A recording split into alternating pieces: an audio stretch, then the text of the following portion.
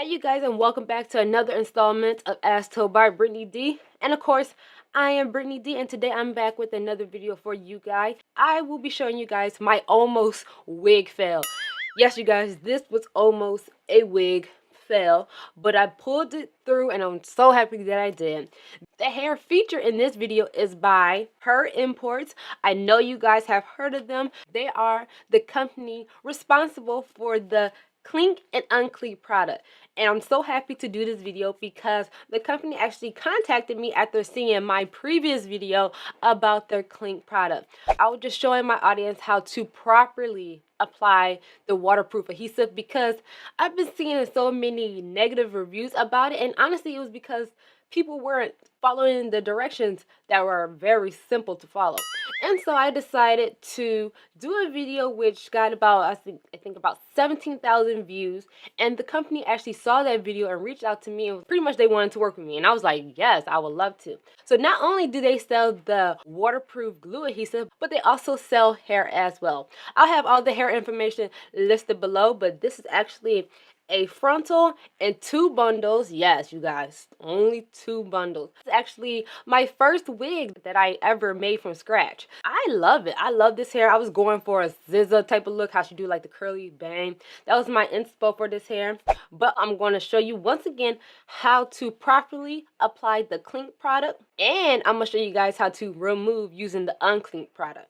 So if you guys are interested in seeing how I made this wig, installed this wig, and uninstalled this wig, continue to watch.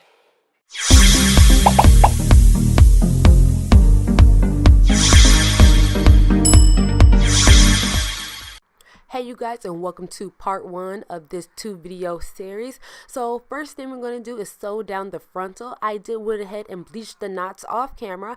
I didn't want to show you guys that process because, you know, sometimes it's always a hit and miss with me. I have messed up frontals in the past because over processing it, and I didn't want to take that chance this time, so I did that off camera. So first we start off by securing the bag. We got to secure the frontal to make sure it's in place. Now I use T-pins. Of course you can find these at your local beauty supply store, I believe in the wig section. But now we're going to go ahead and sew down the frontal. I'm using a weave needle and thread to help sew down my frontal. The only thing you want to make sure is that your wig is in place. I mean your frontal is in place, because you don't want to be looking a little lopsided. And I'm just going to continue to sew down the frontal. I don't have any type of special technique or anything on how to sew down your frontal. As long as it stays in place, it's fine. Okay, so now it's time to sew down the bundles. Now this, oh my goodness, this was a little bit hard for me. So first things first, you got to make sure that you secure your bundles. And I did went ahead and pin them in place to make sure they don't move. And I spaced them 2 fingers in between. You know what I'm saying? So I put down 2 fingers, then put the weft right on top of that. And, you know, just continue to do 2 spaces to help build up the hair. And I also doubled it as well because I didn't want to do singles because, you know, it takes forever. And so this is where we kind of ran into the problem. After I finished this, I was like, okay, you know, maybe I got it. I could fill it up. And so I began to grab my second bundle and, you know, sew it on like a pro, whatever. And then it was just like, I was like, okay, I'm starting to run out of hair.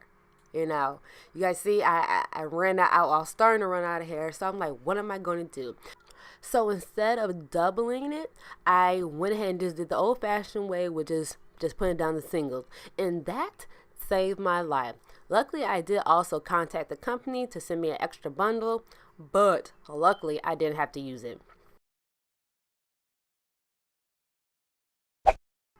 Now we're going to cut off that cap, but only where that frontal is and not too close to the thread, because if you cut too close, your wig will unravel and then it'll be like you did all that hard work for nothing.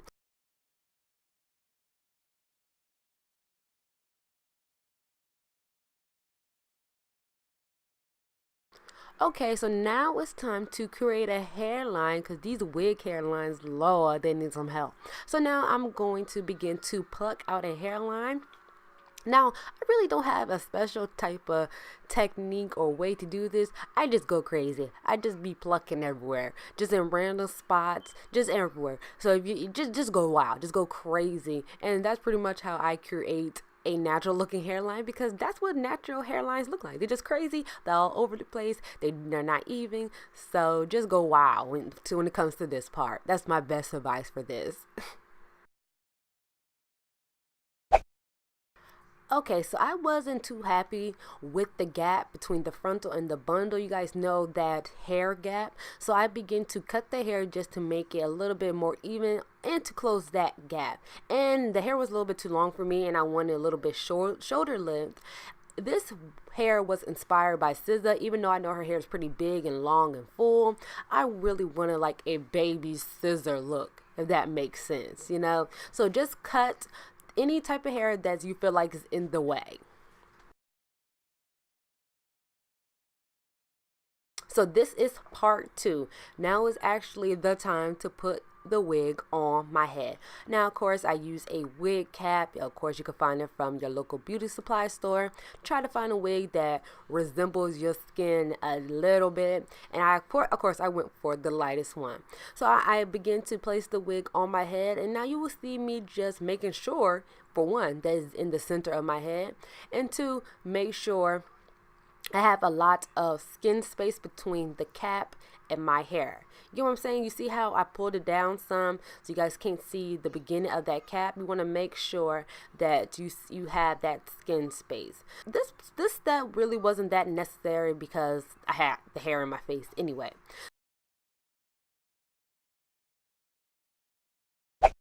Now it's time to install the wig using the Clink water resistant adhesive. Now, because I already have a video all about this product, I'm not going to go too in depth with it, but this is just a refresher. I'm going to make sure there's no flyaways, and I'm going to begin to glue down my wig. Now you want to make sure you take a break. Every layer that you place, you need to take a 20-minute, not 20 minutes, a 20-second break. In between each layer, you're supposed to apply 4 layers.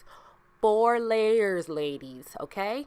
And make sure that the adhesive is spread evenly and thin to help avoid those little white spots everybody keep talking about. You got to make sure that it is applied evenly and thin.